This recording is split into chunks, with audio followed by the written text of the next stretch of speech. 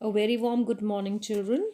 Today, I, Neha Singh, your EVS teacher, will explain you lesson number 18, Indian National Movement. So let's start, student. In this chapter, we're going to understand about social reform movement, the role of Indian National Congress. Children, after the suppression of the revolt of 1857, the rule of East India Company came to an end and the British government took over the administration of India. A viceroy was sent to India as her representative to take over the administration of the region. Now, children, we are going to study about social reformers. Children, so people who work for the betterment or upliftment of the society. There were a number of social and religious practices such as sati, female infanticides, child marriage and caste system which caused many suffering among the people. Children, sati is a custom wherein a widow was burned along with her husband where if a husband dies she's supposed to die along with the husband and the child marriage also prevailed in our country long time back. It is now abolished by the government and caste system was strictly followed earlier.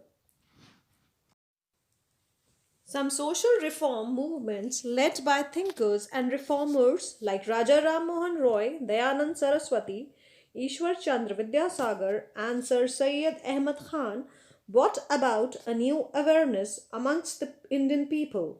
They help in educating the people and help them to remove the social evils. They encourage remarriage and education of girls. They strongly protested against sati, female infanticide, child remarriage, and caste system.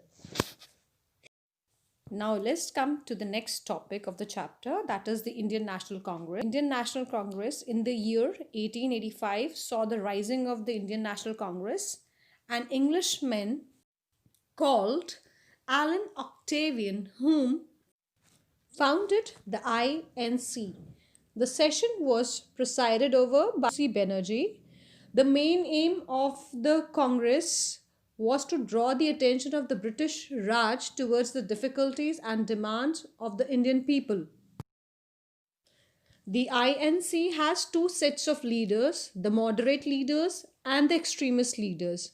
Among the moderate leaders were the S.N. Banerjee, Gopal Krishna Gokhale, Dadabhai Naroji, Firoz Shah Mehta are amongst the moderate leaders. Then there were extremist leaders. Among the extremist leaders were Lala Lajpat Rai, Bal Gangadhar Tilak, and Bipin Chandra Pal. Extremists are the one who believe in putting their point of view in a very firm manner.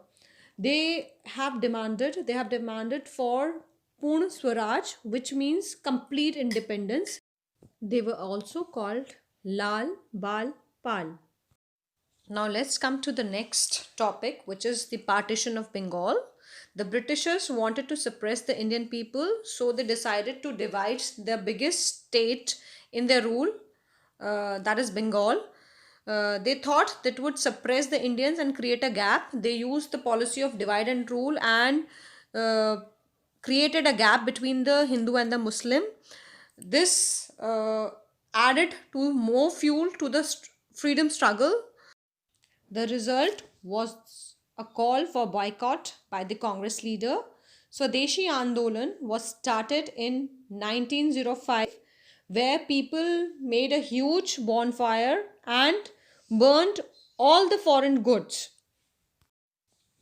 Finally, the British had to admit defeat and cancel the partition of Bengal.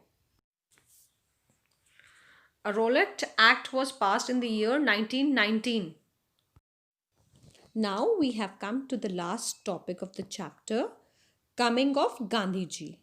Mohandas Karamchand Gandhi was a barrister in South Africa. While there, he had been angered by the racial discrimination. Children, racial discrimination means wherein the people are discriminate on the basis of the color of their skin. After he returned from South Africa in 1915, He gave a new direction to the freedom struggle. He came to be known as Bapu and Mahatma. He led without arms and believed only in truth, and non-violence was his weapon. Thank you, children.